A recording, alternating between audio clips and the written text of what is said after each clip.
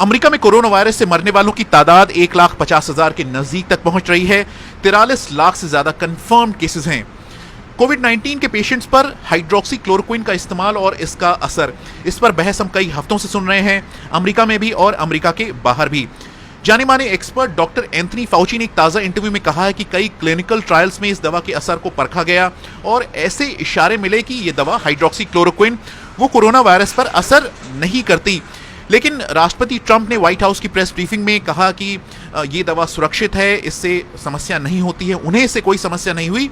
और ये कि अगर इस दवा का इस्तेमाल, हाइड्रोक्सी क्लोरोक्विन का इस्तेमाल शुरुआती स्टेजेस में किया जाए तो इससे पॉजिटिव नतीजे सामने आते हैं, सकारात्मक नतीजे सामने आते हैं, ऐसा उन्होंने कहा।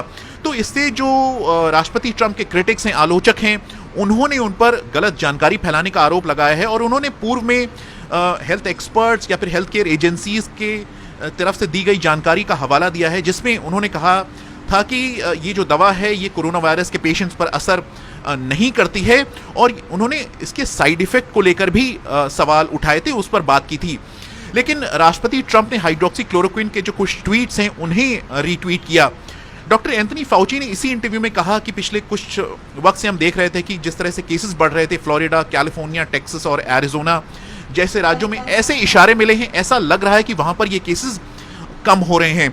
अगर हम मरने वालों की तादाद की बात करें तो फ्लोरिडा में अभी तक 6,100 से ज्यादा लोगों की मौत हो चुकी है, टेक्सास में 5,800 से ज्यादा लोगों की मौत हो चुकी है, कैलिफोर्निया में 8,500 से ज्यादा लोगों की अभी तक मौत हो चुकी है।